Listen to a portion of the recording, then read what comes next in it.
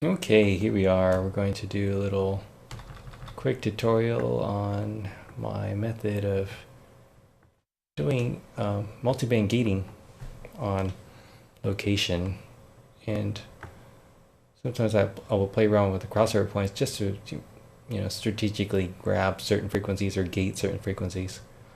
So I used a couple of Neumann KM183s here, and I would monitor it live, and I would kind of see, the stuff happening when I'm monitoring it. So I know it's different in different DAWs, like how that works. But like in Pro Tools, you're monitoring all the time when you hit record. So that's kind of cool. Anyway, that's a kind of cool thing about this. Like you can have folders, and I could just record enable things in that folder, which is kind of cool.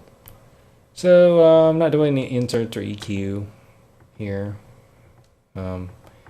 but here is I'm basically sending everything to my mixdown group channel, and then I'm also doing sends here. I like to do a mixture of chamber for early reflections and hall for a little bit longer tail. So if I need a little slightly thicker sound, it gives it to me. And because of my voicing of the mics, I guess I like to cut like that frequency by -2, 1.22 kilohertz there. So it helps the voicing of the mic a little bit. It's very subtle. So here's no EQ, no dynamics, and no reverb. And of course I got to turn that junk off. And here we are playing back.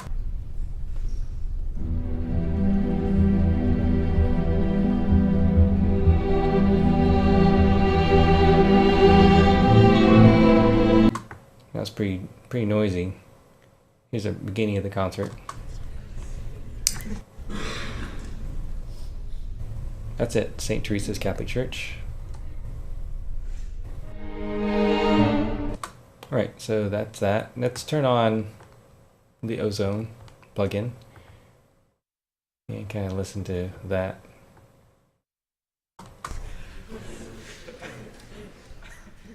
Just gonna sort of see it kind of working. I kind of cranked up the ratio there on the rumble.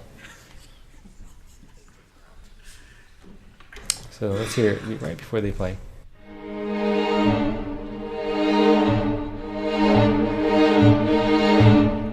Okay, kind of cleaned it up a little bit. So let's add some verb. So I got both verbs activated, and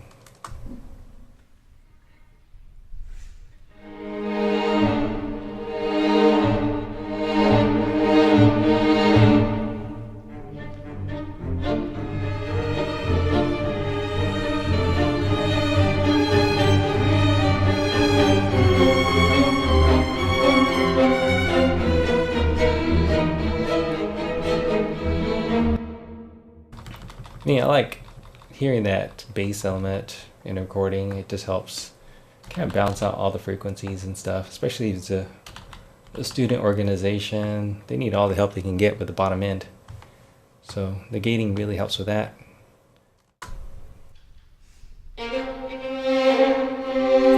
I'm also watching this.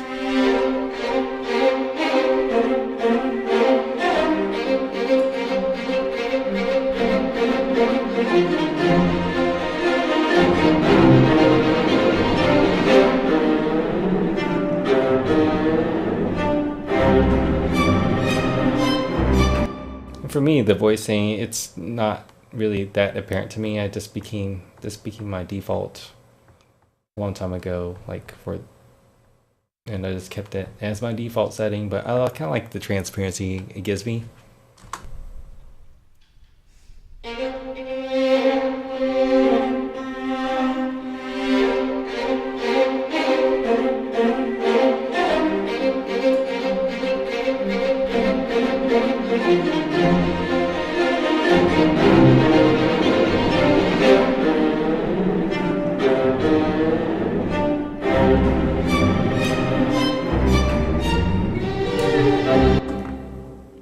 So let's listen to the end. This is where the room noise can be a problem.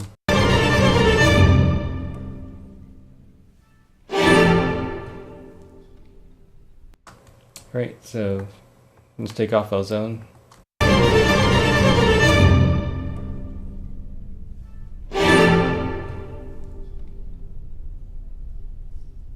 Alright, tons of like background noise. Let's turn on Ozone again.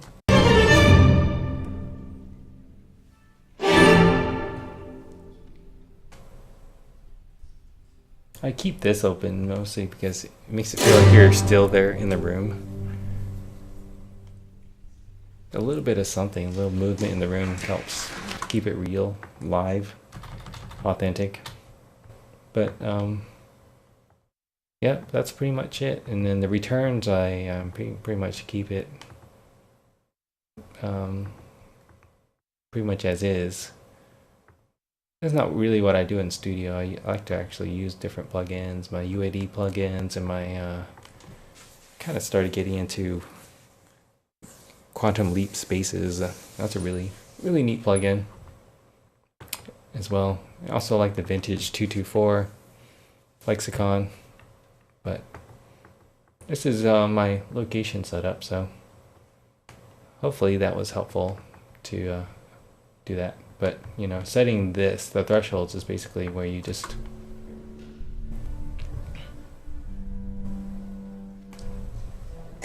find that place where the threshold's happy. Sometimes you play around with the knee if it's too jumpy, but the knee also makes it more sensitive to opening, so that's kind of what I do. Rumble, no rumble, and preserves the bass. All right.